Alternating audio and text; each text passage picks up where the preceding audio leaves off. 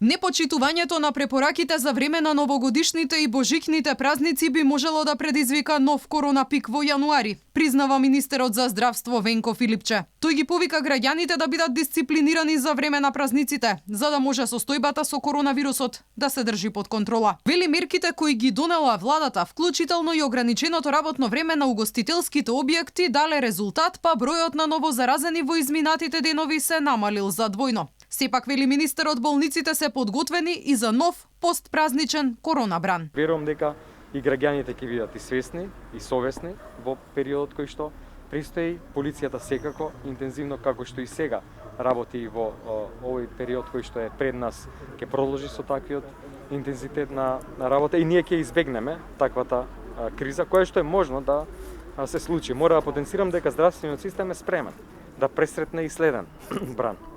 Ние нема да го смениме системот на реорганизација на јавноздравствените институции додека не поминат празниците, некаде до крајот на следниот месец. И докторите се согласни, и граѓаните се придржувале кон мерките при одбележување на домашните слави, бидејќи бројот на нови ковид пациенти стагнира.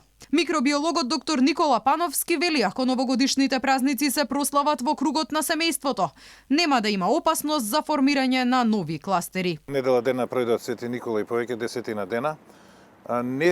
Би се јавило по 5-тиот ден, би имало некое покачување. Може би ова благо покачување е од 400 на 500 пред некој ден мало, може би влијани на тоа, и тоа е мало влијани. Значи, за еден од најголемите празници, кај што луѓето се собира на слави и на имендени тоа 2 дена, 18 и 19, не осетивме дека има покачување, па се надеваме така да биде и за останатите празници, Нова година, Божич и другите таму што има верски празници исто така доста значени негде до кај 20 јануари. Ако така биде, ќе продолжи да се намало и побрзо ќе излеземе од кризава.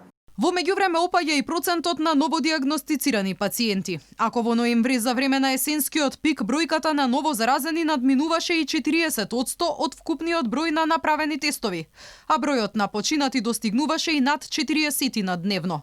Деновиве се регистрираат по 20% новозаразени пациенти и двојно помалку починати. Сепак, Македонија и натаму е на високото 6-то место на светските ковид листи по бројот на починати на 1 милион жители.